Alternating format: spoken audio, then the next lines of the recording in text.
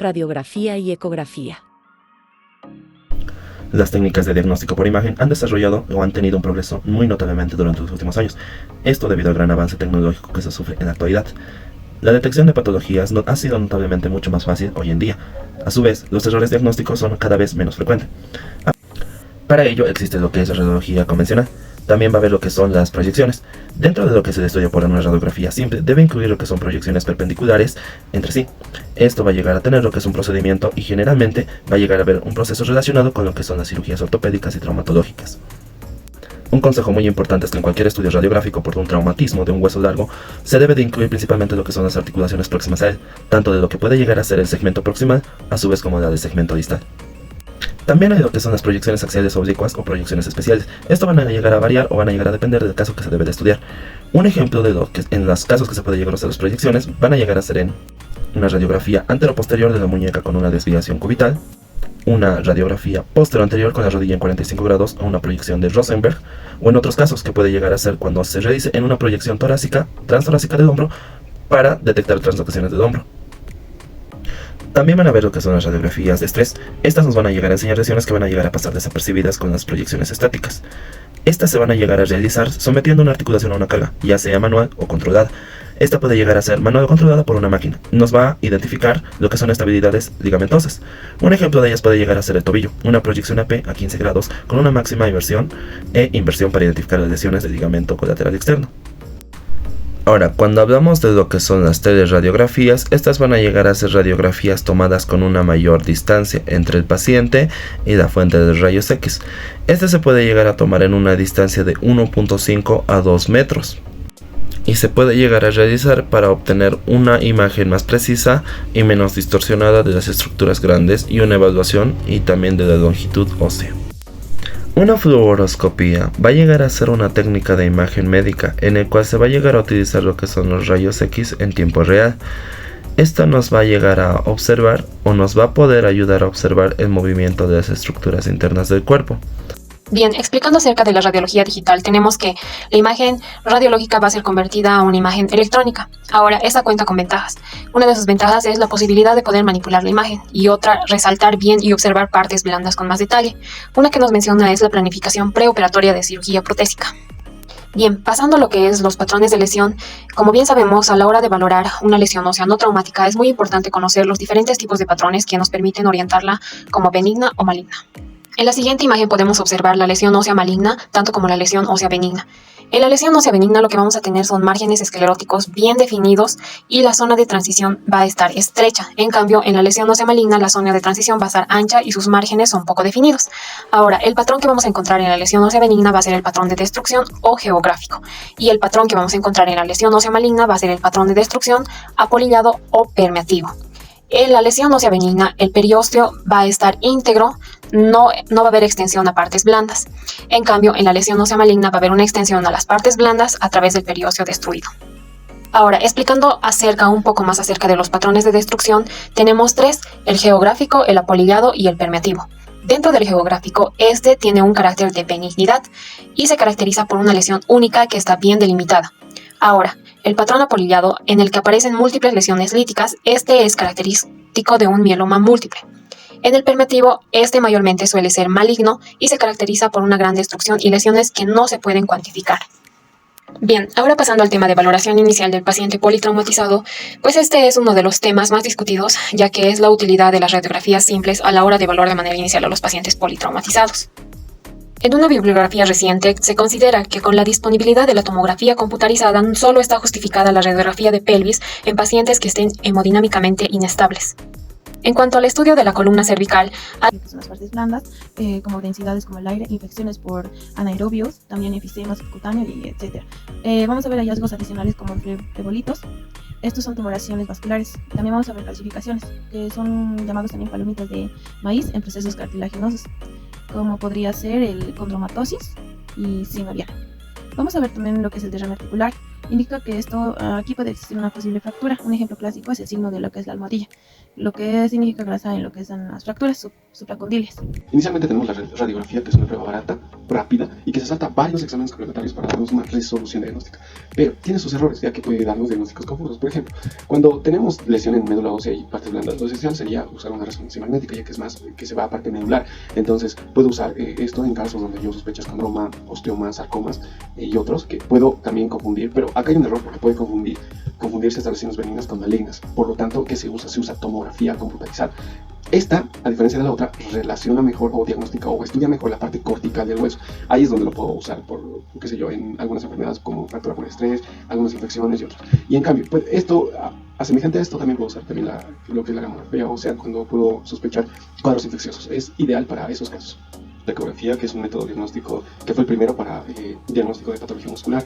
Entre estos tenemos ventajas y desventajas que tenemos que ver. La ventaja principal de esta es de que no tiene contraindicaciones para su uso. También de que es buena, es barata y además es directa, puede darnos un diagnóstico directo. Otra ventaja sería de que lo localizamos donde al paciente le está surgiendo la clínica. Y también el ecodoppler que se utiliza puede mostrar la hipervascularización en partes blandas para determinar si hay lesiones sólidas o quísticas. Pero también tiene ciertas desventajas, como la más importante, es operador dependiente. Es decir, la ecografía como tal tiene años de estudio y el operador como tal tiene que ser un experto para diagnosticar. Otra contraindicación serían los pacientes obesos y muy musculados, ya que hay dificultad para llegar a partes donde se localizan las patologías para diagnosticarlas. Y por último, es que no tiene afinidad por ligamentos, no es bueno con ligamentos interarticulares, meniscos y huesos. En la anatomía topográfica vamos a ver lo que son las fibras musculares, que van a presentarse hipoecogénicas en comparación con lo que es el epimicio y las fascias. Esto se aplica para evaluar lo que son las roturas totales, parciales y herniaciones. Vamos a también ver lo que son los tendones, que son ecogénicos en patrón fibrilar, paralelo a lo que es un corte longitudinal. Esto se utiliza más que todo para el diagnóstico de lesiones como tenosinovitis, tendinosis de roturas parciales y totales. También vamos a ver lo que son los ligamentos. Los ligamentos van a estar de aspecto ecogénicos y fibrilares. Esto se va a evaluar en comportamiento durante lo que son las maniobras de estrés. Vamos a ver también los que son los nervios periféricos, que son líneas paralelas ecogénicas, intercaladas con espacios hiperecogénicos. Vamos a ver también lo que es el cartílago articular. El cartílago articular va a tener un aspecto homogéneo, liso e hipogénico.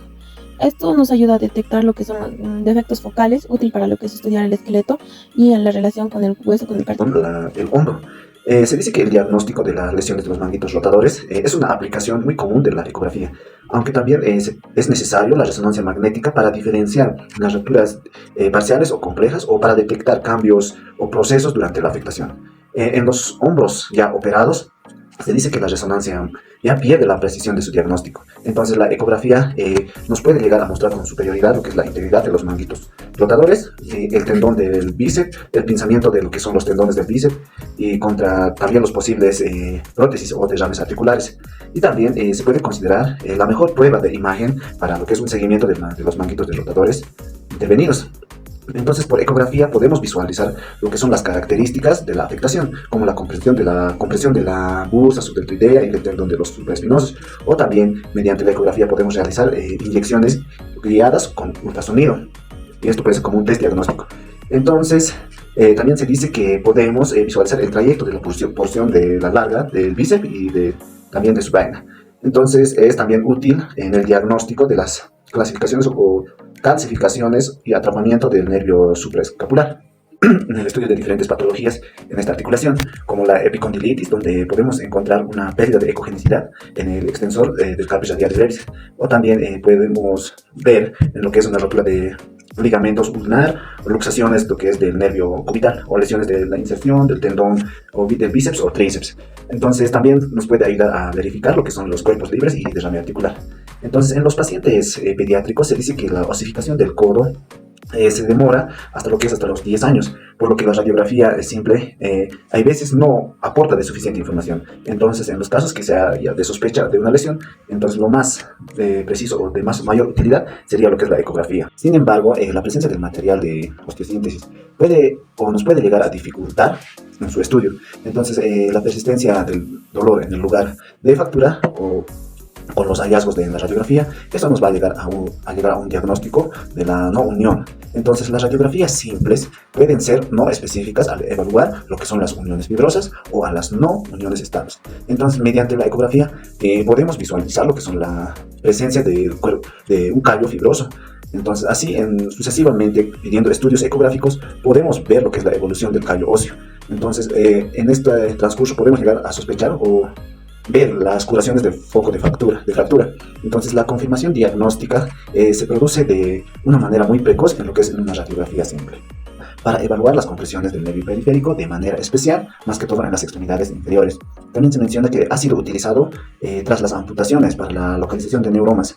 Se menciona cuando se identifica un posible neuroma, esto se puede llegar a comprimir con el transductor para producir los síntomas. La ecografía es extremadamente efectiva en lo que es en la detección de los cuerpos extraños, con una sensibilidad de 95%. Además de detectar la presencia de cuerpos, esto nos puede llegar a orientar en donde que es su localización y en la proximidad de los cuerpos que se encuentran. Entonces, como bien sabemos, el ultrasonido o los ultrasonidos son las pruebas diagnósticas de elección para la detección de cuerpos extraños, superando a lo que es la tomografía, a la resonancia. Sobre colecciones, derrames articulares, localización y drenaje guiado por lo que es una ecografía. Vamos a ver osteomelitis pediátrica, un material purulento con una capa hipoecoica en el periósteo. Vamos a ver también una ventaja del diagnóstico precoz de la osteomelitis aguda comparado con una radiografía simple. Luego vamos a ver lo que es los estudios de tumores óseos y partes blandas, en las cuales vamos a ver tumores óseos en lo que son las clasificaciones de masas sólidas y quísticas. Después vamos a ver tumores de partes blandas, en la cual vamos a ver una biopsia ecoguiada, en la cual nos va a ayudar. En la cadera, la ecografía se usa principalmente en pediatría para detectar anomalías en el desarrollo. En adultos también es útil para diagnosticar desmanes, bursitis y otras patologías tendinosas o articulares. También ayuda en procedimientos de aspiraciones e inyecciones guiadas. Se destaca su capacidad para diferenciar entre patologías intraarticulares y extraarticulares y en el manejo de caderas operadas, evitando artefactos presentes en otros métodos de imagen. Continuando con lo que es la rodilla, es efectiva para evaluar lesiones en ligamentos colaterales, retináculos o bursas, así como desmanes y sinovitis. Y también el quiste de Baker, común en esta articulación, se diagnostica fácilmente mediante la ecografía. También es útil en la evaluación dinámica de tendones, en el manejo de rodillas operadas, especialmente para detectar complicaciones postoperatorias. En tobillo y pie, la ecografía permite visualizar desmanes articulares, bursitis, especialmente en el receso anterior de la articulación y en la bursa retrocalcánea. Es fundamental en el diagnóstico de lesiones deportivas como las del tendón de Aquiles o el tibial posterior y en la evaluación dinámica de luxación de los tendones peroneos. Además, es útil para confirmar lesiones ligamentosas y diagnosticar fascitis plantar o fibromas plantares y neuromas de Morton.